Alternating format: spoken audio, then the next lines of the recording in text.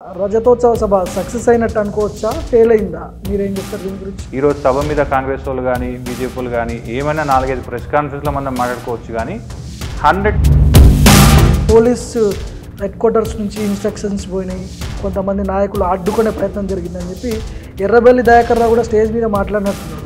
కొంత డిసిప్లిన్ చేసే ప్రయత్నం చేసినారు కానీ అక్కడ ఉన్న పోలీసులు లిటరల్గా 100%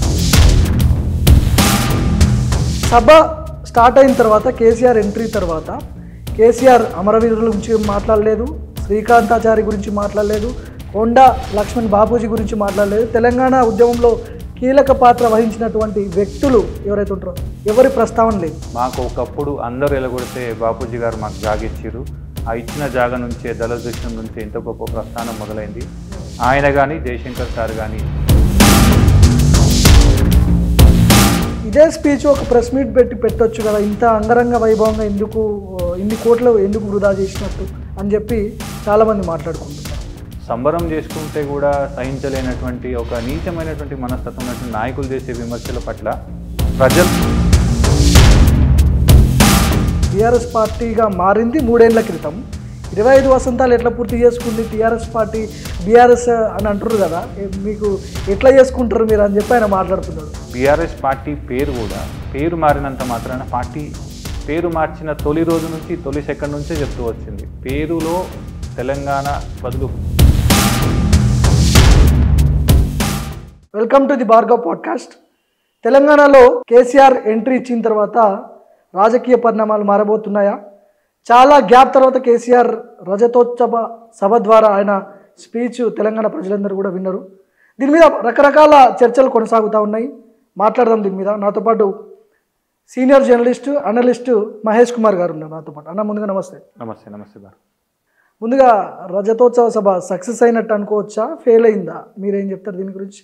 అంటే ఒక్క మాట అయితే చెప్తా, దానికి నువ్వు సక్సెస్ ఫెయిల్ అనే చర్చ కూడా అవసరం లేదు. ఎందుకంటే ఆ రోజు చూసినటువంటి యూట్యూబ్, ఇప్పుడు మనం యూట్యూబ్ ఫార్మాట్లో ఉన్నాం కాబట్టి చెప్తున్నాం. జనరల్గా మన మైక్ టీవీ లాంటివి ఒక మేజర్ ప్లాట్ఫామ్కి ఒక 5,000 మంది 10,000 మంది సైమల్టేనియస్ లైవ్ చూస్తుంటే 20 నుంచి 25,000 మంది 30,000 40,000 మంది అంటే కనీసం 5 నుంచి 10 రెట్లు ఎక్కువ మంది లైవ్లో చూసినారు. ఒకటి. రెండవది, నేను వ్యక్తిగతంగా అక్కడ ఉన్నటువంటి కమ్యూనికేషన్ టీంలో నేను మెంబర్ కాబట్టి నేను కూడా పోయినా. దాదాపు 1.5 డే ముందు నుంచి మొత్తం వ్యవహారాలన్నీ చూసుకుంటూ వచ్చినాము. 3 గంటలకే సభ, అరౌండ్ 7 గంటలకి కేసీఆర్ గారి స్పీచ్ ఉంటుందని అందరికీ తెలుసు. కానీ 3-3:30 ప్రాంతంలోనే 1000 మంది వచ్చారు. తర్వాత 5 గంటలకు వచ్చేసరికి లక్షల మంది వచ్చారు. కేసీఆర్ గారు వచ్చేసరికి గ్రౌండ్ మొత్తం నిండింది.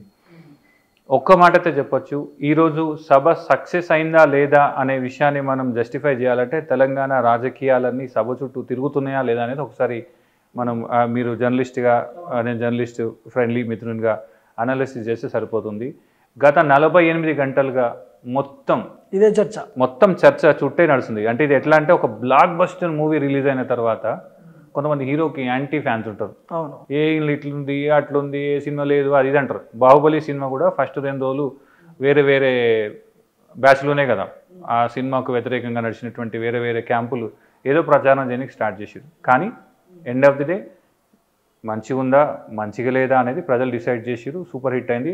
ఈరోజు సభ మీద కాంగ్రెస్ వాళ్ళు కానీ బీజేపీలు కానీ ఏమైనా 4-5 ప్రెస్ కాన్ఫరెన్స్లో మనం మాట్లాడుకోవచ్చు కానీ 100% సూపర్ హిట్ అయింది. ఇంకొక మాట, తెలంగాణ చరిత్రలో అతిపెద్ద సభలలో ఒకటిగా ఉంటుంది. ఎందుకంటే నేను 14కి ముందు మీడియాలో ఉన్న యాక్టివ్గా తెలంగాణ ఉద్యమాన్ని దాదాపు 6 సంవత్సరాలు సూపర్ యాక్టివ్గా కవర్ చేసిన తెలంగాణ మూమెంట్ గోల్డెన్ పీరియడ్లో కూడా నేను జర్నలిస్ట్గా ఉన్నా కాబట్టి అప్పుడున్నటువంటి ఉద్యమకాలంలో ఉన్నటువంటి భావోద్వేగం కానీ రెస్పాన్స్ కానీ ఒక వైబ్ కానీ అక్కడికి వచ్చిన క్రౌడ్లో ఉంది. 100% ఈ సభ సూపర్ సక్సెస్ అయింది. రానున్న తెలంగాణ రాజకీయాలు మొత్తం ఈ సభ నుంచి మలుపు తిరిగిన మాట అభిప్రాయం నాది. కానీ బీఆర్ఎస్ వాళ్ళేమో 10 లక్షల మందిని ఎస్టిమేషన్ వేసుకున్నారు. 10 లక్షలతో నిండిపోతుంది సభ అది అని చెప్పి అన్నారు. అక్కడ చూస్తే ఒక 2 లక్షల లోపు పబ్లిక్ వచ్చారు అని చెప్పి నాకున్న సమాచారం. నేను కూడా లైవ్లో చూసిన. ఎక్కడ లోపం జరిగినట్టు? అంటే అనుకున్నంత స్థాయిలో ఎందుకు రాలేకపోయారని నేను అదే చెప్తున్నా. అంటే అనుకున్నంత స్థాయిలో రాలేదు అనేది కేవలం ప్రచారం మాత్రమే. ఎందుకనంటే మీరు ఆ సభా వేదిక మీదనే చూసి ఉంటారు. దాదాపు 5 గంటల ప్రాంతంలోనే ఎర్రబెల్లి గారు, స్థానిక వరంగల్ నాయకులు అండ్ హుస్నాబాద్ ఎమ్మెల్యే గారు ప్రతి ఒక్కరు పైకి వచ్చి ఒకటే మాట చెప్పినారు. మీరు కూడా అక్కడ ఉన్నారు కాబట్టి మీకు ఐడియా ఉండాలి. కొన్ని 10 కిలోమీటర్ల మేర రోడ్లను బ్లాక్ చేసినారు పోలీసు వాళ్ళు. ఎందుకు బ్లాక్ చేస్తున్నారు, ఎందుకు రానియట్లేరు, ఇమీడియట్గా వదిలిపెట్టండి అని పదే రిక్వెస్ట్ చేసినారు. That was around 5 o'clock. రెండోది, మీరు అక్కడ చూస్తే సభ ఎంతమంది వచ్చిర్రు అనే విషయము మనం కరెక్ట్గా అంచనా వేయాలంటే వచ్చే క్రమంలో 10 కిలోమీటర్లు ట్రాఫిక్ జామ్స్ అయినాయి, రకరకాల ఇబ్బందులు అయినాయి, పోలీసులు కంప్లీట్గా వదిలిపెట్టిర్రు. ఇవన్నీ జరిగిన తర్వాత కూడా ఇప్పుడు నువ్వు నేను కూడా పర్సనల్గా అక్కడే ఇరికినాం. ఎల్కతుర్తి నుంచి 2 కిలోమీటర్లు దాటి మనం మెయిన్ రోడ్ రావడానికి 8 గంటల ప్రాంతంలో మనం బయలుదేరితే దాదాపు 2.5-3 గంటల దాకా కూడా అక్కడే ఉన్నాం, మనం స్టక్ అయిపోయినాం. సో దాన్ని బట్టి ఎంతమంది వచ్చిరో నువ్వు ఒక్కసారి, నువ్వైతే ప్రత్యక్ష సాక్షి కాబట్టి I leave it to you. అక్కడ వచ్చే కార్యకర్తలని నాయకులను అడ్డుకునే ప్రయత్నం ఏమైనా జరిగిందా దారిలో? అంటే పోలీసు హెడ్ క్వార్టర్స్ నుంచి ఇన్స్ట్రక్షన్స్ పోయినాయి, కొంతమంది నాయకులు అడ్డుకునే ప్రయత్నం జరిగిందని చెప్పి ఎర్రబెల్లి దయాకర్ రావు కూడా స్టేజ్ మీద మాట్లాడినట్టున్నాడు. జరిగింది అట్లాంటి ప్రయత్నం నిజంగానే? 100% జరిగింది. ఎందుకంటే కేసీఆర్ గారి కోసం హెలిప్యాడ్ నుంచి సభకు రావడానికి ఎక్స్క్లూజివ్ ఒక ఎంట్రీ ప్లేస్ పెట్టినారు. అక్కడ ఓన్లీ కేసీఆర్ గారు అండ్ స్టేజ్ యాక్సెస్ ఉన్నటువంటి ఆల్ యాక్సెస్ ఉన్న వాళ్ళు మాత్రమే రావాలి బేసిక్గా. అయితే అక్కడ ఒక 2 IPS ఆఫీసర్లు వచ్చారు. నేను ఆ పేర్లు మర్చిపోయినా, కానీ అక్కడ స్థానికంగా ఉన్నటువంటి 2 IPS ఆఫీసర్లు, ఐ థింక్ ఆయన ఆ కమిషనరేట్కి సంబంధించినటువంటి ఇన్ఛార్జ్ ఎవరో ఉన్నట్టున్నారు. నేను ఆయనతో పర్సనల్గా వెళ్ళి అడిగిన, సార్ ఇది సీఎం, మాజీ సీఎం గారు and LOP he has got a proper protocol and security protocols కూడా ఉంటాయి ఆయనకి, ఒక క్యాబినెట్ ర్యాంక్ అంతా ఉంటుంది అండ్ ఎక్స్ చీఫ్ మినిస్టర్ కాబట్టి ఖచ్చితంగా మీరు రెస్పాన్సిబిలిటీ తీసుకోవాలి. లోపలికి వచ్చినటువంటి మా కార్యకర్తలను కంట్రోల్ చేయడానికి మాకు సహకరించండి అని అడిగినాం. ఎందుకంటే ఆయన సింపుల్ ఏమంటాడంటే ఇది ప్రైవేట్ సభ కదా, ఓకే, బందోబస్తు నువ్వే చేసుకోవాలి కదా, మీ మనుషులు ఏం చేస్తుర్రు, మీ మనుషులు ఆపలేకపోతుర్రు, అది ఇదని రకరకాల ఆర్గ్యుమెంట్ చేసినాడు ఆయన. అంటే అప్పుడు ఆయనకు ప్రశ్న అడిగిన నేను, బాస్ నువ్వు IPS కదా, నీకు ట్రైనింగ్ ఇచ్చారు కదా, ట్రైనింగ్ ఇచ్చినప్పుడు పబ్లిక్ హార్మనీ మెయింటైన్ చేయడం కానీ, లా అండ్ ఆర్డర్ మెయింటైన్ చేయడం కానీ, మాస్ గ్యాదరింగ్ని కంట్రోల్ చేయడం కానీ ప్రైమరీ పోలీస్ రెస్పాన్సిబిలిటీ కదా, నువ్వు నీ ప్రైమరీ జాబ్ మర్చిపోయి ఇది ప్రైవేట్ వ్యవహారము మీరే చూసుకోవాలి అంటే నేను అడిగిన, మరి మీరెందుకు వచ్చారు, మరి ఇంతమంది వచ్చారు కదా, తమాషా చూడడానికి వచ్చారా? ప్రొటెక్షన్ కూడా ఇవ్వలేకపోయారా? ప్రొటెక్షన్ కాదు, కనీసం కంట్రోల్ కూడా చేయలేకపోయారు. ప్రొటెక్షన్ దాకా వదిలేయండి, మళ్ళా కిందికి జగదీష్ రెడ్డి గారు కానీ మాజీ మంత్రులు అందరు కిందికి వచ్చి వాళ్ళు స్వయంగా కమలాకర్ గారిని వీళ్ళందరూ అన్న వాళ్ళందరూ వచ్చి మన కార్యకర్తలని జరగండి జరగండి జరగండి అని చెప్పి మెల్లగా తీసుకెళ్ళి కొంత డిసిప్లిన్ చేసే ప్రయత్నం చేసినారు. కానీ అక్కడ ఉన్న పోలీసులు లిటరల్గా 100% ఫెయిల్ అయ్యారు. నిన్న మనం పెద్దిరెడ్డి సుదర్శన్ రెడ్డి గారి ప్రెస్ కాన్ఫరెన్స్ చూసినాం, ఆయన చేసిన ఆరోపణలు చూసినాం, అవి 100% నిజం. ఓకే, వాళ్ళు కుట్ర చేసిరు అనేటువంటి మాట పెద్దిరెడ్డి అన్న మాట్లాడిండు. ఎందుకంటే పోలీసులు ఏదన్నా ఒక తమాషా జరిగితే మంచిగుండు, సభ దృష్టి అంతా అటుపోతుంది అంటే ఇప్పుడు ఏముంటుంది, ఇప్పుడు ఇదంతా ఇట్స్ ఆల్ పోలీసులకు ఏం అవసరం ఉంటుంది. ఇప్పుడు రూలింగ్ లో ఎవరు ఉంటే వాళ్ళకి తగ్గట్టు పోలీసులు పనిచేస్తారు. నేను ఎగ్జాక్ట్ గా అదే చెప్తున్నా, అంటే పోలీసులు తీసుకోవాల్సిన అవసరం అదే చెప్తున్నా. పోలీసు వాళ్ళు చేయాల్సింది రూలింగ్ లో ఎవరు ఉంటే వాళ్ళకి అనుకూలంగా పనిచేయడం కాదు, వాళ్ళకి ఇచ్చినటువంటి విధులు బాధ్యతల ఆధారంగా పనిచేయాలి. ఇప్పుడు రేవంత్ రెడ్డి ఫోన్ చేసి బాస్ IPS గారు నువ్వు ఇట్లా కాదు, నువ్వు వాడ కంట్రోల్ చేయకు, ట్రాఫిక్ జామ్ చేయాలని అంటే అంతకంటే నీచమైనటువంటి పోలీస్ అధికారుల మనస్తత్వం ఇంకోటి ఉండదు. అది ప్రభుత్వాధికారి కానీ పోలీస్ కానీ ఎవరైనా కానీ ఆయన ప్రైమరీ జాబ్ ఏంటిది ఆయన చేయాలి. కానీ పైనుంచి చెప్పిన ప్రకారం చేస్తా అంటే చాలా చాలా తప్పు. పైనుంచి ముఖ్యమంత్రి చెప్పిండు, హోంమంత్రి చెప్పిండు, ఒక నేరం జరిగింది వేగంగా విచారణ చేయి, నిందితులను పట్టుకో, ఆ పని చేయాలి. అంతేగాని పొలిటికల్ కార్యకర్తల లెక్క లేదంటే ఒక పొలిటికల్ కార్యక్రమానికి అడ్డంకులు వేసే తిరిగా పనిచేయడం అయితే 100% తప్పు. అక్కడ ఉన్న IPS అధికారుల నుంచి మొదలుకొని హోంగార్డ్ దాకా ప్రతి ఒక్కరూ ఎందుకో రిలక్టెంట్గా ఉన్నట్టు అనిపించింది. నేను పర్సనల్గా చెప్తున్నా, నేను వెళ్తున్న క్రమంలో అంటే రిటర్న్ ఇంటికి వస్తున్న క్రమంలో ఎల్కతుర్తి చౌరస్తా ఉంది కదా VVIP ఎంట్రన్స్ దగ్గర, కొంతమంది సిరిసిల్ల మిత్రులు అక్కడ నిలబడి ట్రాఫిక్ కంట్రోల్ చేస్తుండే. సో పాపం వాళ్ళు చెమటలలో నడిచిపోయి ఆగమాగం అయితే అన్న నువ్వు 2 నిమిషాలు కూసో వీల్ మేనేజ్ అని చెప్పేసి 20 నుంచి 25 నిమిషాల పాటు నేను వ్యక్తిగతంగా నిలబడి చేసిన. ఎందుకంటే సరే గతంలో ఉద్యమ కాలం కూడా ఇట్లాంటి పనులన్నీ చేసినాం కాబట్టి పెద్ద పెయిన్ఫుల్ ఏమి అనిపించలే. బట్ ఒక్క పెయిన్ ఏమనిపించిందంటే అక్కడే పోలీసు వాళ్ళు ఉన్నారు, రోడ్ చౌరాసాలు ఉండాల్సి కింద నిలబడ్డారు. అడిగితే అలసిపోయినాం సార్ అంటారు. సభ గురించి మాట్లాడుకుంటే 25 ఏళ్ల ప్రస్థానం TRS పార్టీది. సరే ఇప్పుడు BRS పార్టీ పుట్టిందే ఉద్యమ పార్టీగా పుట్టింది, ఉద్యమాలలో నుంచే వచ్చింది పార్టీ. చాలామంది అమరవీరులు అయ్యారు, ఎంతోమంది ప్రాణ త్యాగాలు చేశారు. సభ స్టార్ట్ అయిన తర్వాత కేసీఆర్ ఎంట్రీ తర్వాత కేసీఆర్ అమరవీరుల గురించి మాట్లాడలేదు, శ్రీకాంతాచారి గురించి మాట్లాడలేదు, కొండా లక్ష్మణ్ బాపూజీ గురించి మాట్లాడలేదు. తెలంగాణ ఉద్యమంలో కీలక పాత్ర వహించినటువంటి వ్యక్తులు ఎవరైతే ఉంటారో ఎవరి ప్రస్తావన లేదు. అదొక పొలిటికల్ అజెండా స్పీచ్ లాగానే కనపడ్డది, కానీ పార్టీ గురించి మాట్లాడలేదు. పార్టీ ఎట్లా పుట్టింది, ఎందుకు పుట్టింది, దేనికోసం పుట్టింది, ఇట్లాంటి ముఖ్యమైన అంశాలు ఎందుకు ప్రస్తావించలేదు అని చెప్పి ప్రశ్నలు వస్తున్నాయి. Sorry to differ with you Bhargav. Specific ఎజెండాను మీరు ఫాలో అయినట్లేరు. పార్టీ ఇచ్చింది, పార్టీ చాలా చాలా స్పష్టంగా చెప్పింది, మీ ఊర్లలో ఉన్నటువంటి జెండాలను ఎగరేసి, పార్టీ జెండాలను ఎగరేసుకొని బయలుదేరండి. అమరవీరుల స్తూపాలు ఉంటే అక్కడ నివాళులు అర్పించి బయలుదేరండి. పార్టీ వర్కింగ్ ప్రెసిడెంట్ కేటీఆర్ గారు కూడా హైదరాబాద్లో ఫస్ట్ తెలంగాణ భవన్లో జెండా ఎగరేసి అమరవీరుల స్తూపం దగ్గరికి వెళ్ళి, ఆయన ఒక్కరే వెళ్ళలే, ఆయనతో పాటు పదుల సంఖ్యలో సీనియర్ నాయకులు, వందల కార్యకర్తలు, నాయకులు అందరు కలిసి అక్కడ అమరవీరుల స్తూపానికి నివాళులు అర్పించుకొని, మీరు అన్నారు కదా జలదృశ్యం కాడికి వెళ్ళి బాపూజీ గారికి దండం పెట్టుకొని ఆయన చేసినటువంటి సేవను స్మరించుకొని, మాకు ఒకప్పుడు అందరూ ఎలగొడితే బాపూజీ గారు మాకు జాగ ఇచ్చిర్రు, ఆ ఇచ్చిన జాగ నుంచే జలదృశ్యం నుంచే ఎంత గొప్ప ప్రస్థానం మొదలైంది. ఆయన కానీ జయశంకర్ సార్ కానీ మాకు అత్యంత ఆప్తులు, వాళ్ళ వల్లనే, వాళ్ళ మార్గదర్శనం వల్లనే తెలంగాణ ఉద్యమం ఇంత దూరం వచ్చింది. కేసీఆర్ గారి నాయకత్వం స్పష్టంగా ఆయన మాట్లాడిండు, స్మరించుకున్నాడు. ఆ తర్వాత మళ్ళీ మీరు అమరవీరుల మాట చెప్తున్నారు కాబట్టి కేసీఆర్ స్టేజ్ మీద కూడా, అదే చెప్తున్నా, స్టేజ్ మీద కూడా ప్రాపర్గా తెలంగాణ తల్లి విగ్రహానికి, అక్కడ ఉన్న అమరవీరుల స్తూపానికి నివాళులు అర్పించుకుని కేసీఆర్ గారు స్పీచ్ స్టార్ట్ చేశారు. మీరు అంటే ఉద్యమ ప్రస్థానం గురించి ప్రస్తావించలేదు అని మీరు అంటారు కదా. కేసీఆర్ గారు ఫస్ట్ 6 నుంచి 7 నిమిషాల స్పీచ్ మీరు మరొకసారి రిపీట్ చేసి వింటే మీకు అర్థమవుతుంది. ఆయన ఆ రోజు చాలా స్పష్టంగా చెప్పిండు, జలదృశ్యంలో పార్టీ పెట్టడానికి ముందు జరిగినటువంటి అంశాలన్నింటినీ ఆయన చాలా స్పష్టంగా, క్లుప్తంగా, వేగంగా స్మరించుకొని ముందుకొచ్చి 14 తర్వాత జరిగినటువంటి ప్రగతి ప్రస్థానాన్ని కూడా ఆయన 10-15 నిమిషాల స్పీచ్లో సమప్ చేసిండు. కానీ అన్ఫార్చునేట్లీ ఆర్ ఫార్చునేట్లీ తెలంగాణ సమాజం అంతా, జర్నలిస్టులంతా, మేధావులంతా రేవంత్ రెడ్డిని తిట్టిండా లేదా, కాంగ్రెస్ పార్టీని తిట్టిండా లేదా, బీజేపీని తిట్టిందా లేదా అనేటువంటి మాటనే చూసిరు, అవే హెడ్లైన్స్ రాసిరు. కానీ ఐడియల్గా అయితే ఫస్ట్ 15 నిమిషాల మొత్తం స్పీచ్లో, కేసీఆర్ గారి దాదాపు 60 నిమిషాల స్పీచ్లో 15 నిమిషాల పాటు ఉద్యమ ప్రస్థానాన్ని, తెలంగాణ ప్రగతి ప్రస్థానాన్ని స్పష్టంగా, సూటిగా ధనాదన్ ధనాదన్ ధనాదన్ చెప్పేసిండు.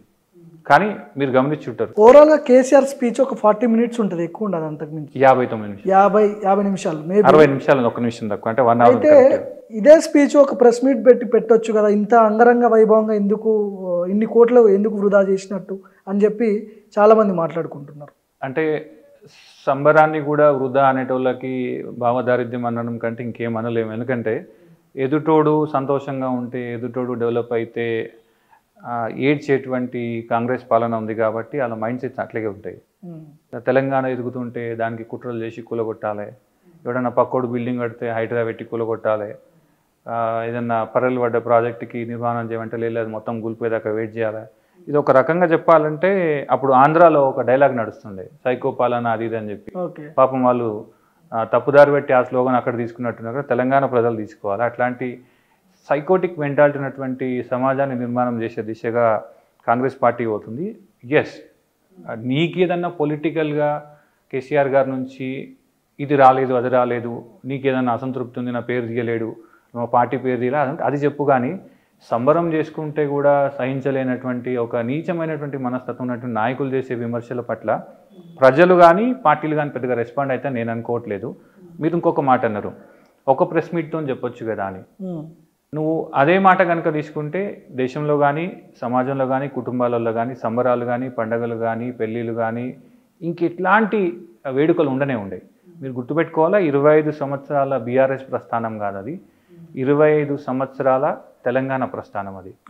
బీఆర్ఎస్ పార్టీ కానీ, టీఆర్ఎస్ పార్టీ కానీ ఎవరు ఒప్పుకున్నా ఒప్పుకోకున్నా 25 సంవత్సరాల నడుస్తున్న తెలంగాణ చరిత్రకి సజీవ సాక్ష్యం, కొనసాగుతున్నటువంటి చరిత్ర అది. ఇప్పుడు పార్టీ పెట్టినప్పుడు కొంతమంది కీలకమైన వ్యక్తులు ఉన్నారు, గాదా ఇన్నారెడ్డి లాంటి వాళ్ళు, వాళ్ళతో నేను మాట్లాడినప్పుడు అసలు మీది బీఆర్ఎస్ పార్టీయా టీఆర్ఎస్ పార్టీయా? బీఆర్ఎస్ పార్టీగా మారింది 3 ఏళ్ల క్రితం, 25 వసంతాలు ఎట్లా పూర్తి చేసుకుంది టీఆర్ఎస్ పార్టీ, బీఆర్ఎస్ అని అంటున్నారు కదా, మీకు ఎట్లా చేసుకుంటారు మీరు అని చెప్పి ఆయన మాట్లాడుతున్నాడు. అయితే నేను ఒక మంచి ఎగ్జాంపుల్, కొంచెం ఫన్నీ ఉంటుంది ఇది.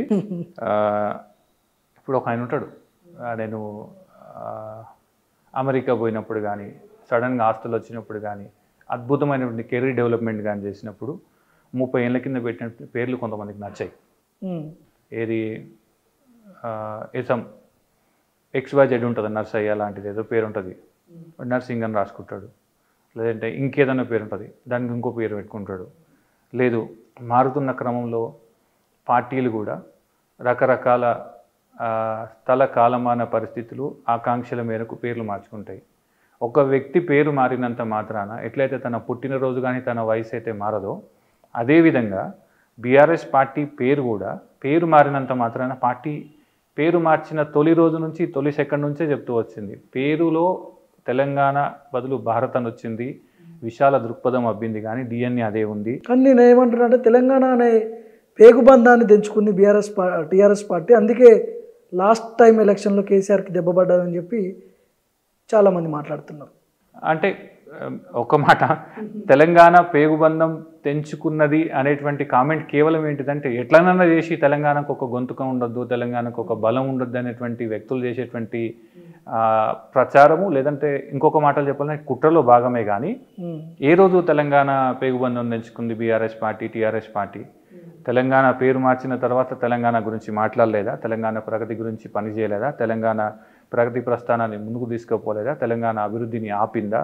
లేదంటే తెలంగాణ వదిలేసి ఏమైనా పక్క రాష్ట్రాలలో మొత్తం అక్కడ ఉన్నటువంటి డెవలప్మెంట్ గురించో, అక్కడ ఉన్నటువంటి స్థానిక సమస్యల పరిష్కారం కోసం ప్రయత్నం చేసిందా? Yes, party ఎదగాలనుకుంది. తెలంగాణ మోడల్లో ఏ విధంగా అయితే తెలంగాణ ప్రజలు 10 ఏళ్ల కింద ఎంత దుర్భరమైనటువంటి దుఃఖంలో పేదరికంలో ఉన్నారో, అక్కడి నుంచి ఈరోజు ఎంత దూరం వచ్చిరో చూసి ఇదే మోడల్ని పక్క రాష్ట్రంలో ఉన్న మహారాష్ట్రలో కానీ, పక్క రాష్ట్రంలో ఉన్న ఏపీలో కానీ, కర్ణాటకలో కానీ విస్తరిస్తే మంచిది అనుకుంది.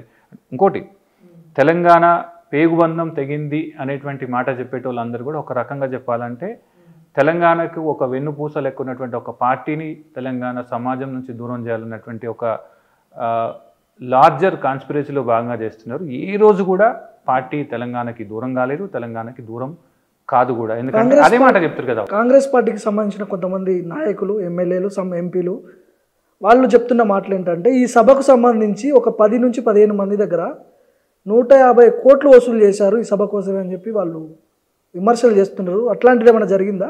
అంటే నేను ఏమంటారు, కాంగ్రెస్ పార్టీ చేసేటువంటి చిల్లర మల్లర ఏమంటారు ఎట్లాంటి ప్రూఫ్స్ లేనటువంటి ఉత్త హెడ్లైన్ స్టోరీ, ఇదంతా హెడ్లైన్స్ కోసం. వాళ్ళకు ఒక 4-5 పేపర్లు ఉన్నాయి, 4-5 యూట్యూబ్ ఛానల్స్ ఉన్నాయి, 4-5 ఈ పేపర్లు ఉన్నాయి కాబట్టి అలా రాపించుకోవాలి. ఎందుకు? ఎట్టన్నా చేసి ఈరోజు పేపర్లో రావాలి. వాళ్ళది ఎట్లుంటుందంటే, నేను కూడా 10 ఏళ్ళు గవర్నమెంట్లో పనిచేసి వచ్చిన, పిఆర్ చూసిన, నేను ఆ హెడ్లైన్ యొక్క దాని విలువ కానీ దాని యొక్క ఏమంటారు రిలవెన్స్ కానీ ఈ 18 నెలలు కోల్పోయింది. ఎట్టనన్నా చేసి హెడ్లైన్ ఉండాలి. నువ్వు తిడతావా, కొడతావా, బొరుతావా, ఊరుతావా అవసరం లేదు, హెడ్లైన్ ఉండాలి అంతే.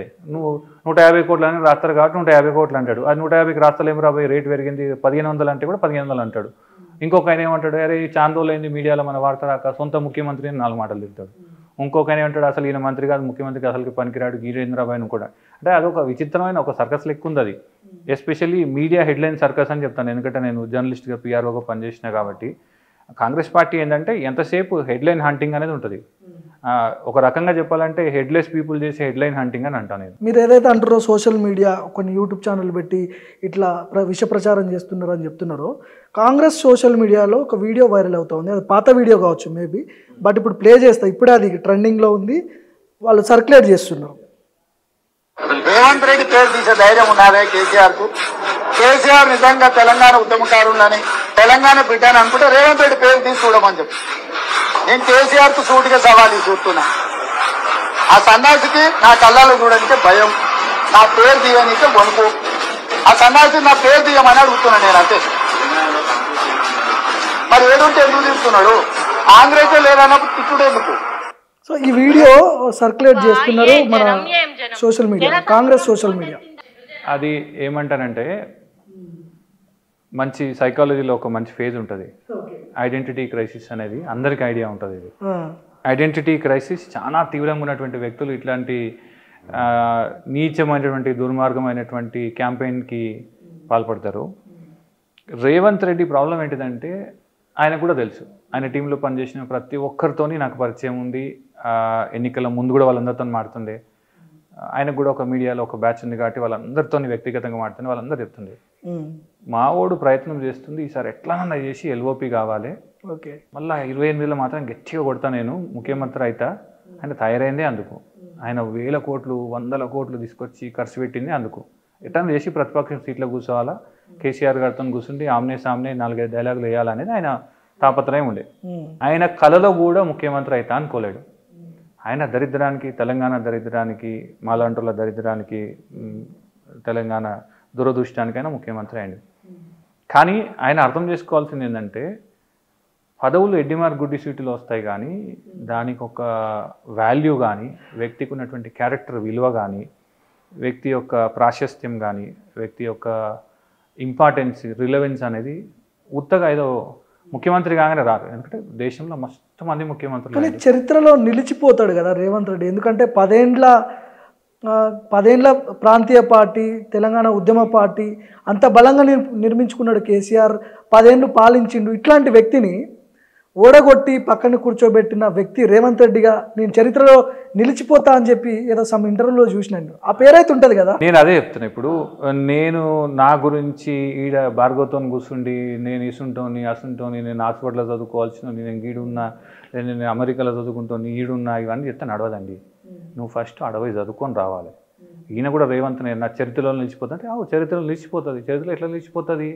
నువ్వు పేదలు ఇల్లు కొట్టిన, హైడ్రాన్ తీసుకొచ్చిన, భూతం తీసుకొచ్చిన ఒక వ్యక్తి లెక్క నిలిచిపోతుంది. బ్యాగులు మోసినటువంటి ఒక ఎమ్మెల్యేగా, అంటే బాధ్యత కలిగినటువంటి ప్రజాప్రతినిధిగా నిలిచిపోతుంది. నీ అదృష్టం మంచిగుండి ఆ కేసు నుంచి ఇప్పుడైనా తప్పించుకుంటే మాకు తెలియదు కానీ అట్లా నిలిచిపోతావు. అన్నిటికంటే ముఖ్యంగా ప్రజాస్వామ్యాన్ని కూనీ చేయనని చెప్పి అసెంబ్లీలో రాగానే కూనీ చేసినటువంటి ఎమ్మెల్యేల మార్పు చేర్పులు కొనుగోళ్లతో చేసినటువంటి ఒక ప్రజాస్వామ్య హంతకుని లెక్క నిలబడిపోతావు. ఇట్లా చెప్పుకుంటూ పోతే ఆయన చరిత్రలో చాలామంది నిలిచిపోయారు. మీకు కూడా ఐడియా ఉంటుంది, దావూద్ ఇబ్రాహిం లాంటి వాళ్ళ పేర్లు కూడా చరిత్ర గుర్తుపెట్టుకుంటుంది. ఇప్పుడు మన ముంబై మీద దాడి చేసినటువంటి వ్యక్తుల పేర్లు, పాకిస్తాన్ హంతకులు, తీవ్రవాదుల పేర్లు కూడా చరిత్రలో రాసుకోవాల్సి వస్తుంది. సరే, అంత సివియర్ క్రిటిసిజం మనకు అవసరం లేదు. కానీ మీరు అడిగినటువంటి ప్రశ్నకి ఒక మాట ఆయన ఇప్పటికైనా తెలుసుకోవాల్సింది ఏంటంటే, చాలామంది ఇప్పుడు నేను పేపర్ చదువుతున్నటువంటి కాలంలోనే చంద్రబాబు జమాన్ నుంచి నేను పేపర్లు చదువుతున్నా, నాకు కొత్త రాజకీయాల పట్ల కొంత బేసిక్ అవగాహన ఉంది. ఆ తర్వాత ఇంటర్మీడియట్ వచ్చిన తర్వాత చాలామంది ముఖ్యమంత్రులు మారినారు. కానీ ఎంతమంది పేర్లు గుర్తున్నాయి? చంద్రబాబు, రాజశేఖర్ రెడ్డి, కేసీఆర్ గారు. మధ్యలో వచ్చినటువంటి ఎవరి పేర్లు కూడా గుర్తున్నాయి. ఐఎమ్ టెలింగ్ యూ టుడే, ఖచ్చితంగా తెలంగాణ చరిత్రలో అత్యంత హీనమైన, అత్యంత unpopular, negligible PR, negligible record, negligible history ఉన్నటువంటి ముఖ్యమంత్రులు ఉంటారంటే అది ఖచ్చితంగా రేవంత్ రెడ్డి. ఆయన 5 ఏళ్ళు కాదు 10 ఏళ్ళు ఉన్నా ఇట్లా ఉంటుంది. ఎందుకంటే చరిత్రలో స్థానం దక్కాలంటే నువ్వు ఎన్ని ఏళ్ళు ఉన్నావని కాదు. అదొక సామెత ఉంటుంది కదా, సమ్ 10 ఏళ్ళు బతకడం కంటే టైప్స్ అట్లా ఉంటుంది కదా. నువ్వు 10 రోజులే ఉండు, నీకు ఐడియా ఉంటుంది. ఒక సినిమా చూసినాం మన అందరం, ఒకటే రోజు సీఎం. నువ్వు ఒక్కరోజున్నా సరే ప్రజలలో ఏం మార్పు తెచ్చినావు, ఎంత మార్పు తెచ్చినావు, ప్రజలు నిన్ను ఎట్లా గుర్తుపెట్టుకున్నారు, దేనికోసం గుర్తుపెట్టుకున్నారు. రాజశేఖర్ రెడ్డి సీఎం కాకముందు రకరకాల దుష్ప్రచారాలు చేసినారు ఆయన మీద. కానీ రాజశేఖర్ రెడ్డి గారు దేనికి గుర్తున్నారు ఈరోజు ప్రజలల్లో? ఒక ఆరోగ్యశ్రీకి, ఒక ఫీజు రియంబర్స్మెంట్కి గుర్తున్నారు. అట్లే మరి రేవంత్ రెడ్డి దేనికి గుర్తుంటారు? 18 నెలల తర్వాత దేనికి గుర్తుంటారు? సరే, ఇక వాళ్ళ పిఆర్ బ్యాచ్, భజన బృందం ఏదన్నా చెప్పొచ్చు, అది వేరే విషయం. కానీ ఈరోజు ప్రజలకు నువ్వు దేనికి గుర్తున్నావు అంటే, నువ్వు ఇచ్చిన హామీలు మోసం చేసిన దానికి గుర్తున్నావు, ఎట్లంటే ఇచ్చిన మాటను తప్పినందుకు గుర్తున్నావు. మొత్తం పైసలు లేవు, కేసీఆర్ లూటీ చేసిపోయిండు, రాష్ట్రాన్ని మొత్తం అప్పుల పాలు చేసిపోయిండు, మిత్తిలకు కూడా పైసలు లేవు, మిత్తిలు కట్టడానికి ఆయన చేసిన అప్పులకి ఎక్కడి నుంచి తీసుకురావాలి పైసలు అని చెప్పి బాధపడుతున్నాడు కదా. అంటే ఎట్లుంటుందంటే చాతగానుడు ఏదో ముచ్చట చెప్పినట్టు ఉంటుంది. ఇప్పుడు ఆయన ఇదే మాట ఫస్ట్ డే చెప్పిండు, దాదాపు 17-18 నెలలు అవుతుంది, మళ్ళీ అదే ముచ్చట చెప్తుండు. మీరు రాసుకోండి భార్గవ్, ఆయన ఇంకా 18 నెలల తర్వాత కూడా సేమ్ స్టోరీ చెప్తాడు. ఎందుకంటే ఒకప్పుడు 15-16 వేల కోట్ల రూపాయల ఇన్కమ్ వచ్చేటువంటి ఆర్థిక వ్యవస్థను తీసుకొచ్చి ఆయన బిలో 10,000కి తీసుకొచ్చి, ఐడియల్గా ఏంటిది, నువ్వు 15,000 కోట్ల రూపాయలు ఉన్న దాన్ని 15,000 కోట్లకు కూడా మెయింటైన్ చేస్తే ఎకానమిక్స్ ప్రకారం దట్ ఈస్ డిప్రిషియేటివ్ వాల్యూ. 15 ఉన్నది 16, 17, 18 కావాలి. నువ్వు స్టేటస్ కో మెయింటైన్ చేస్తే అది ఒక రకంగా తిరోగమనం అంటారు ఎకనామిక్స్లో. ఆయన స్టేటస్ కో మెయింటైన్ చేయడు, దేవుడు ఎరుగు. చక్కగా సగంకి తీసుకొచ్చి పెట్టిండు. సగంకి ఎందుకు తీసుకొచ్చి పెట్టిండు అని అంటే ఆయన ఏదేదో పిచ్చి పిచ్చి మాటలని చెప్తాడు. ఇప్పుడు ఇదే కేసీఆర్ గారు, ఇదే బీఆర్ఎస్ పార్టీ 2014లో ఏడుండే, 2024లో ఏడుంది. ఇప్పుడు ఒక 3 రెట్లు ఎకానమీని 10 yearsలో పెంచినటువంటి ఒక్క ప్రభుత్వం, అది డొమెస్టిక్ కావచ్చు, కంట్రీ కావచ్చు, అంటే I mean state and country, ఎక్కడ కూడా లేదు, జరగదు కూడా. అంటే 3 times ఎకానమీని గ్రో చేయడం అంటే అది ఎకానమిక్స్ చదువుకున్నాను తెలుస్తుంది. నేను BA చదివిన. ఎకానమీ 1%, 2% పెరగడమే చాలా చాలా గగనం. అంటే దట్టు ఛాలెంజింగ్ పీరియడ్లో. కొత్త స్టేట్ వచ్చిన తర్వాత పెరగడం చాలా చాలా కష్టం. అట్లాంటి 3 times పెరిగింది. మరేమైంది 15 నెలల్లో ఉల్టా సగం అయింది. వరంగల్ వెళ్ళినప్పుడు నేను బీఆర్ఎస్ కార్యకర్తలతో కాకుండా సామాన్య ప్రజలతో మాట్లాడినప్పుడు కేసీఆర్ ఉన్నప్పుడు ఒక ఎకరం భూమి ఉంటే మేము లక్షాధికారులము, 40 నుంచి 50 లక్షలు ఎకరం ఉండే. ఇప్పుడు 40 లక్షల ఎకరం వచ్చేసి 20 లక్షలు ఎవడన్నా అమ్ముదామన్నా కూడా కొంటలేడు. అట్లాంటి పరిస్థితి తీసుకొచ్చింది రేవంత్ రెడ్డి అని చెప్తున్నారు. అట్లాంటి సిచ్యువేషన్ తెలంగాణలో నిజంగానే ఉందా? మీరేమన్నా సోషల్ మీడియా ద్వారా ప్రచారం చేస్తుర్రా? వేరేళ్ళ దాకా కాదు, నేను మా ఊరు పేరు చెప్తా. కామారెడ్డి జిల్లా రాజంపేట మండలం. ఎవరన్నా పంపించండి, ఎవరన్నా ఫోన్లో కలుకోండి. మా ఊర్లో రోడ్డు పక్కన 60 లక్షల రూపాయలకు ఎకరం అమ్మమంటే కూడా అమ్మలేడు రైతు. 60 లక్షలు ఏందన్నా ఎక్కువ అయిపోతుంది. మీకు తెలియదు, ఎట్లా పెడుతున్నాయి తెలుసా రేట్లు. కొందామంటే భూమి దొరకదు, పైసలు ఏం చేసుకోవాలి అర్థం కాక అందరు భూముల మీద పెడుతురు. పైసలు ఎడికించి వస్తుంది? అసలు అమ్మేటోడు లేడు. అప్పుడు అమ్మేటోడు లేడు. అమ్దామంటే అడ్డగోలు రేట్ చెప్తుండే. ఎందుకు? వాళ్ళకు భరోసా, 4 రోజులు అయితే ఇంకా పెరుగుతుంది. అదే భూమి 2014లో 1,80,000 ఉండే, 60 లక్షలు అయింది. మరి ఈరోజు ఎంత అయింది తెలుసా? ఏమన్నా కానీ భయ్, నా కొడుకు అమెరికా పోతాడు, నేను ఇప్పుడు నాకు 20 లక్షలు కావాలి, ఒక ఎకరం అమ్ముతా అంటాడు. ఎకరం అమ్ముతా అని మొదలుపెట్టినాడు కాంగ్రెస్ పార్టీ వచ్చినాక. ఇప్పుడు ఎకరం అమ్ముతా అంటే కూడా ఎవడు కొంటలేడు. 20 లక్షలు కూడా కొంటలేడు. ఎందుకనంటే 20 లక్షలకు కొన్న తర్వాత వాడు అమ్మాలంటే మార్కెట్ ఉండాలి కదా. సరే, వాడికి 20 లక్షలకు డిస్కౌంటెడ్ ప్రైస్ వస్తుండొచ్చు 40 లక్షలకి, కానీ కొనేటోడు ఉండాలి కదా. మళ్ళీ కొన్న దగ్గర లేదు, రియల్ ఎస్టేట్ లేదు, పాడలేదు, అవసరమే లేదు, అవసరమైతే 3 రూపాయల మిత్తిగా రాసిస్తా, నువ్వు తీసుకుంటే తీసుకో, అది ముచ్చట. అంటే అంత దుర్మార్గమైన పరిస్థితి ఎందుకు ఉందనంటే కాంగ్రెస్ గవర్నమెంట్ ఆత్మపరిశీలన చేసుకోవాలా. కేసీఆర్ ఆపరేషన్ ఖగార్ గురించి కొన్ని వ్యాఖ్యలు చేసిండు. గతంలో కేసీఆర్ అధికారంలో ఉన్నప్పుడు పౌర హక్కుల సంఘం నేతలు, మావోయిస్టు సానుభూతి పరులు వీళ్ళ గురించి మాట్లాడుతున్నప్పుడు ఉపా కేసులు పెట్టిండు. ఎగ్జాంపుల్ కొన్ని పేర్లు చెప్తాను నేను. POW సంధ్య, విమలక్క, గాద ఇన్నారెడ్డి, హరగోపాల్ లాంటి వాళ్ళ మీద ఉపా కేసులు పెట్టాడు. ఇప్పుడు అదే కేసీఆర్ ఆపరేషన్ ఖగార్ గురించి ఎలా మాట్లాడతాడు అని చెప్పి వీళ్ళే మాట్లాడుతున్నారు, పౌర సంఘం నేతలు మాట్లాడుతున్నారు. ఏం చెప్తారు దానికి? అంటే మీరు ఒక్కసారి పార్టీ హిస్టరీని కానీ, కేసీఆర్ గారు గతంలో చేసినటువంటి వాదనని కానీ, ముఖ్యంగా నక్సలైట్ల విషయంలో మీరు చూస్తే వాళ్ళ పట్ల ఇప్పుడు కూడా పార్టీ కొంత సానుభూతితోనే కూడుకున్నటువంటి విధానం తీసుకుంది. గతంలో తెలంగాణ ఉద్యమ కాలంలో కూడా నక్సలైట్ల పైన అడ్డగోలు అణచివేతని తీవ్రంగా వ్యతిరేకించింది ఉద్యమ కాలంలో కూడా.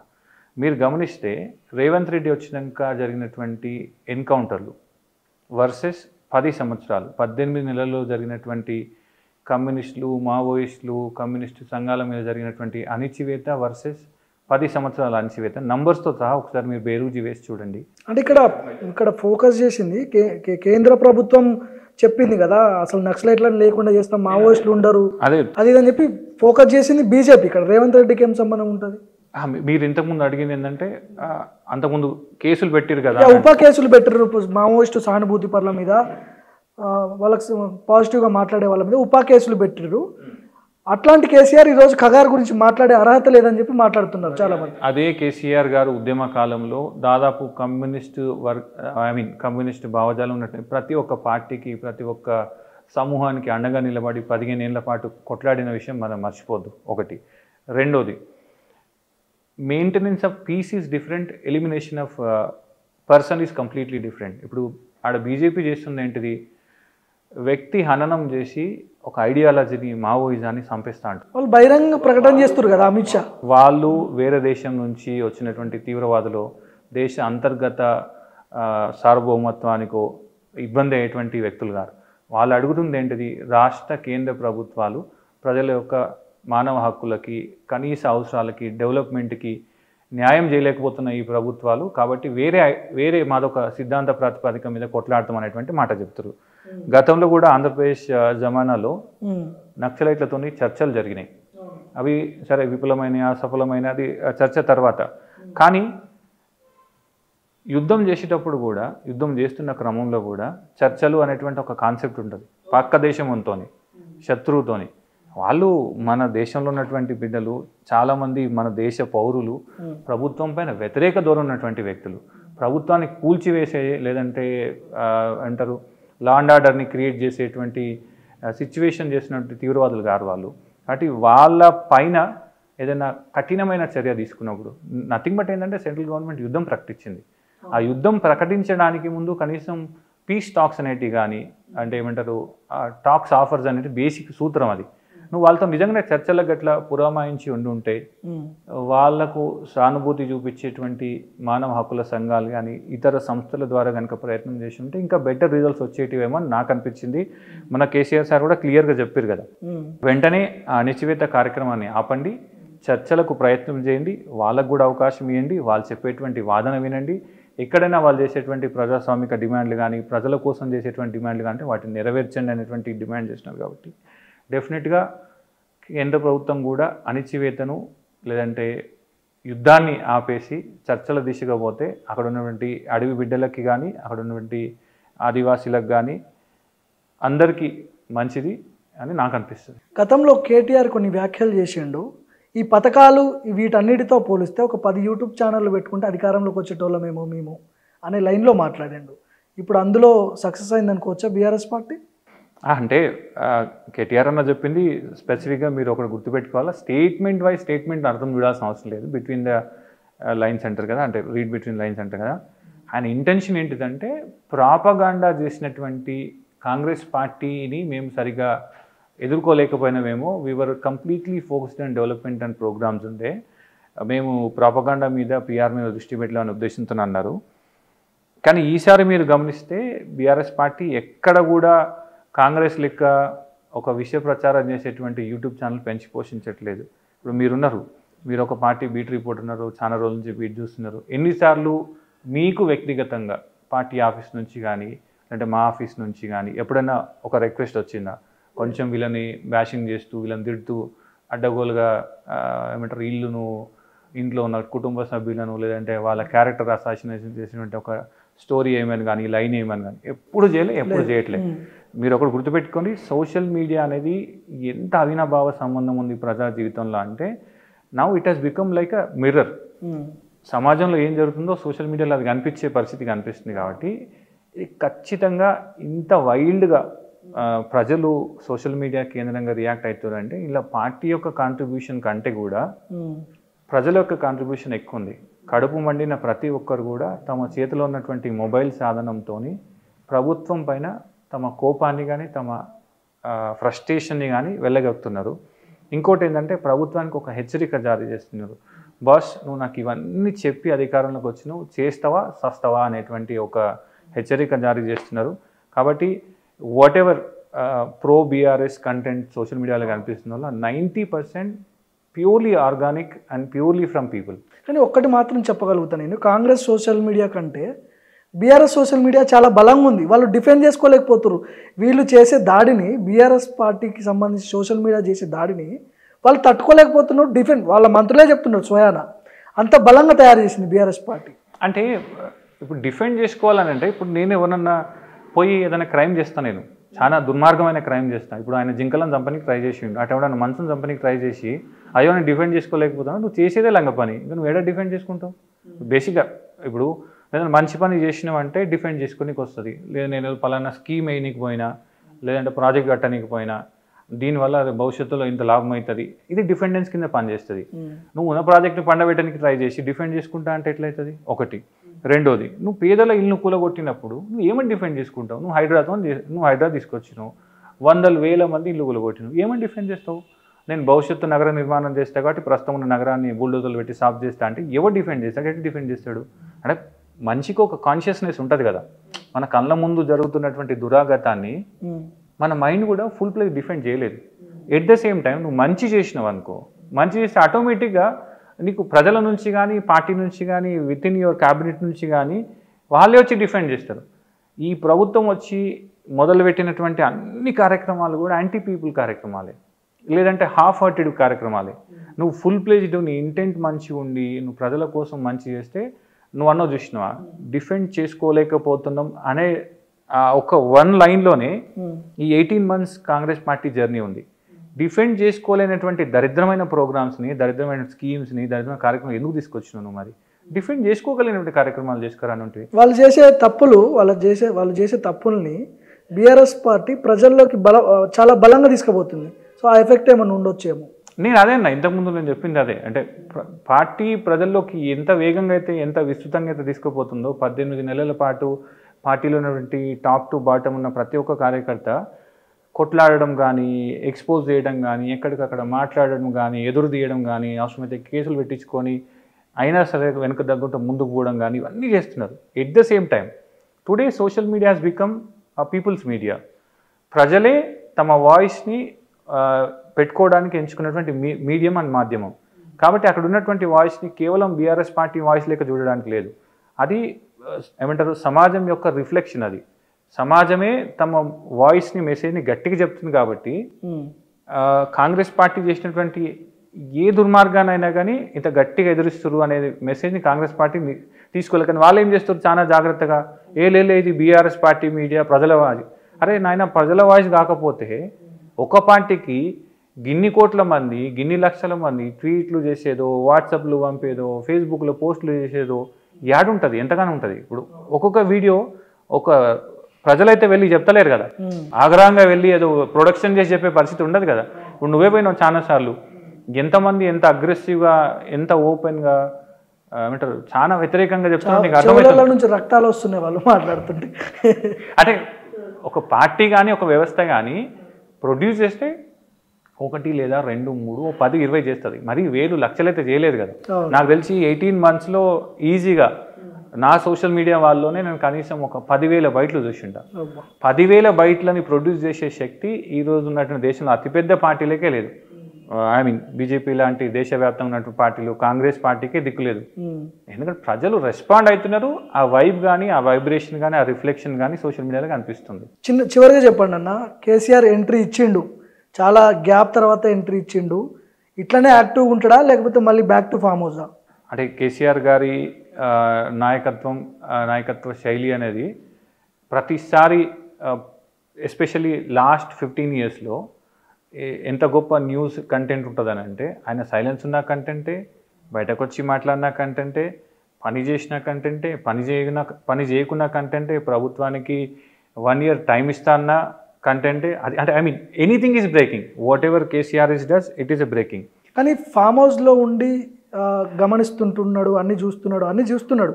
కానీ కాంగ్రెస్ పార్టీకి సంబంధించిన నాయకులేమో ఒక ప్రధాన ప్రతిపక్ష నాయకుడిగా ఉన్నాడు, ఒక క్యాబినెట్ మంత్రికి ఉన్నటువంటి హోదా ఉంటుంది, సెక్యూరిటీ ఉంటుంది, కాన్వాయ్ ఉంటుంది, ఆయనకు సంబంధించి ప్రభుత్వ జీతం తీసుకుంటున్నాడు ప్రజల దగ్గర. ఫామ్ హౌస్లో ఉంటే ఎంతవరకు కరెక్టు? ప్రజల దగ్గరికి రావాలి కదా. సరే మేము తప్పులు చేస్తున్నాం, మా దగ్గరకు వచ్చి మాకు అండగా నిలబడాలి కదా, ఎక్కడ ప్రతిపక్ష నాయకుడు అని అడుగుతున్నారు. అంటే కాంగ్రెస్ వాళ్ళకి బేసిక్ సూత్రం తెలియదు, వార్ఫేర్ గురించి తెలియదు వాళ్ళకి. డెమోక్రటిక్ వార్ఫేర్ అనేది ఒక స్టోరీ ఉంటుంది, అది తెలియదు. వాళ్ళు నేర్చుకుంటే మంచిది. ఈ మొత్తం కాన్స్టిట్యూషనల్ సెటప్, డెమోక్రటిక్ సెటప్లో ప్రతిరోజు నాయకుడు, ఇప్పుడు సోనియా గాంధీ ఉంది, ఎన్నిసార్లు వచ్చింది సోనియా గాంధీ? రాహుల్ గాంధీ ఎన్నిసార్లు వచ్చిండు? తెలంగాణలో ఏమనైతే చిటుక్కుని వస్తా, నేను చటుక్కుని పని చేసుకొని పోతా, నేను మీ అందరూ ఏమంటే నడుతా, ఎన్నిసార్లు చేసిండు? ఆయన ఏం చేసిండు? వచ్చిండు, ప్రచారం చేసిండు, ముచ్చట చెప్పిండు, పోయిండు. నేను మనిషిని పెట్టిన రేవంత్ రెడ్డి అనేటోని, మనోడు ఏమన్నా తప్పు చేస్తే నాకు చెప్పు రాబోయ్, నేను వస్తా అన్నాడు. ఏమవుతుంది? ఆయన పని ఆయన చేస్తూనే ఉన్నాడు. మంచో చెడో గలీజో ఏం చేసినా, పెంట చేసినా వస్తలేడు, ఆయన మాట్లాడలేడు. కానీ దానికి భిన్నంగా కేసీఆర్ గారు చిన్న సంఘటన, కొల్లాపూర్ నుంచి మొదలుకొని ఆదిలాబాద్ దాకా ఎక్కడ ప్రభుత్వ అరాచకం జరిగినా పార్టీ నాయకులను, అది వర్కింగ్ ప్రెసిడెంట్ గారి నుంచి మొదలుకొని చిన్న కార్యకర్త వరకు అందరినీ ఆయన తన కార్యాలయం నుంచి, తన ఫోన్ నుంచి ఫోన్ చేసి, బాస్ ఇక్కడ ఇట్లా అయింది, మీరు పొండి, మానిటర్ చేస్తున్నాడు, ప్రజలకు అండగా ఉండేటట్టు చేస్తున్నాడు. అందుకే కదా 18 monthsలో ప్రభుత్వం చేసినటువంటి ఏ అరాచకమైనా, ఏ అన్యాయమైనా ఎదిరించింది కేవలం బీఆర్ఎస్ పార్టీనే.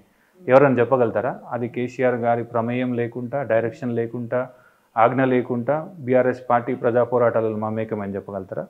కేసీఆర్ గారు బీఆర్ఎస్ పార్టీ ఏది చేసినా, అంటే ప్రజా పోరాటం చేసినా, ప్రభుత్వ వ్యతిరేక నిరసన కార్యక్రమం చేసిన, ప్రభుత్వానికి ఒక డైరెక్షన్ ఇచ్చిన, ప్రభుత్వ అరాచకాలను ఆపిన, అవినీతిని ఆపిన, అది ముమ్మాటికి కేసీఆర్ గారి ఆజ్ఞ ప్రకారం, కేసీఆర్ గారి ఆలోచన ప్రకారమే జరుగుతుంది. స్పీచ్లో ఎక్కడ కూడా రేవంత్ రెడ్డి పేరు ప్రస్తావించకుండా మాట్లాడిండు. దాని వెనుక ఉన్న స్ట్రాటజీ ఏంటి, అసలు ఏం జరుగుతుంది?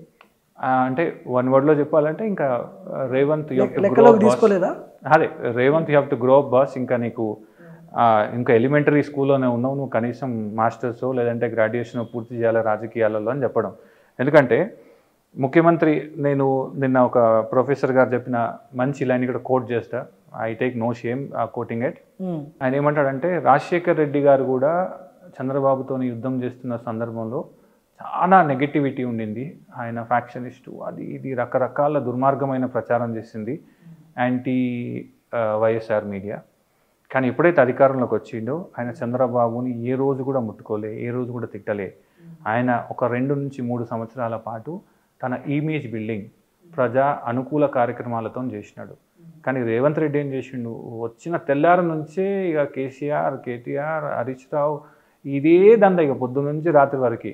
ఒరే నాయన, ఇది కాదు రాబాయి, మీకు ఇచ్చింది బీఆర్ఎస్ పైన విమర్శలు చేయడానికో, బీఆర్ఎస్ పార్టీని తక్కువ చేయడానికో కాదు, ప్రజలకు మంచి చేయడానికి, ప్రజలను పెంచడానికి, నీ పార్టీని పెంచుకోవడానికి, నీ ప్రభుత్వానికి మంచి చేయడానికి ఇచ్చిరు. ఆ ప్రైమరీ లైన్ మర్చిపోయింది కాబట్టి ఆయనకి ఈరోజు ఈ ఐడెంటిటీ క్రైసిస్ వచ్చింది.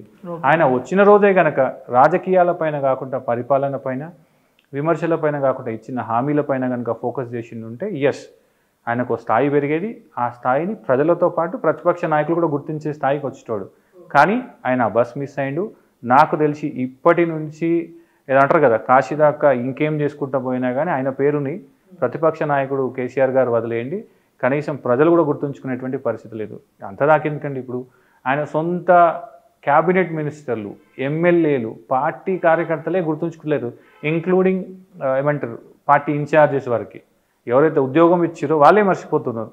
ఇక ఆయన ఇప్పుడు చేయాల్సింది ఏంటంటే, పరిపాలన పైన ఫోకస్ పెడితే కనీసం 4-5 సొంత కార్యకర్తలన్నా గుర్తుపెట్టుకునే పరిస్థితి వస్తుంది. ఆ స్థాయి వచ్చిన తర్వాత ఇప్పుడు మీరు ప్లే చేసిన బయట ఉంది కదా, అప్పుడు ఆయన అట్లాంటి డేరింగ్ డైలాగులు లేదంటే వార్నింగ్లు ఇతరత్ర ఇంకేమైనా చేసుకుంటే మంచిది. కానీ అప్పటిదాకా అయితే ఐ థింక్ ఈ షుడ్ గ్రో అప్. రెండోది, ఆయన తన స్థాయిని పెంచుకునే కార్యక్రమం చేయాలి. తన స్థాయిని పెంచుకోవడం అంటే మళ్ళీ బయట వచ్చి అంటారు అల్లరి చిల్లరగా మాడితే పేరు కదా. ఖచ్చితంగా ప్రజలకు మంచి చేయాలా, ప్రజల మనసుల్లో కొంత జాగ తీసుకోవాలా. ఒక్కటే భార్గవ్, ఇప్పుడు నిన్న మనం చూసినాం వన్ వర్డ్, కేసీఆర్ గారు చేసినటువంటి ప్రసంగంలో ప్రభుత్వాన్ని ఎత్తి చూపినారు, ప్రభుత్వం యొక్క సమస్యలు చెప్పినారు. కాబట్టే ఈరోజు ప్రజలు దాని గురించి మాట్లాడుతున్నారు, ప్రజలు ఓన్ చేసుకుంటున్నారు. ఇప్పుడు రేవంత్ కూడా తను ఇచ్చినటువంటి హామీల అమలు కోసం కనుక కష్టపడితే yes, there will be a day hopefully KCR garu కూడా రేవంత్ గారి పేరు తీసుకొని మాట్లాడేటువంటి స్థాయి ఆయన తొందరలోనే సాధించుకోవాలి. తద్వారా ప్రజలకైనా మంచి చేస్తే మంచిదని I think I wish him best of luck. Anyway, thank you అన్న, మా స్టూడియోకి వచ్చి కొన్ని ముచ్చట్లు చెప్పినందుకు. నమస్తే. Thank you Bhargav, thank you so much.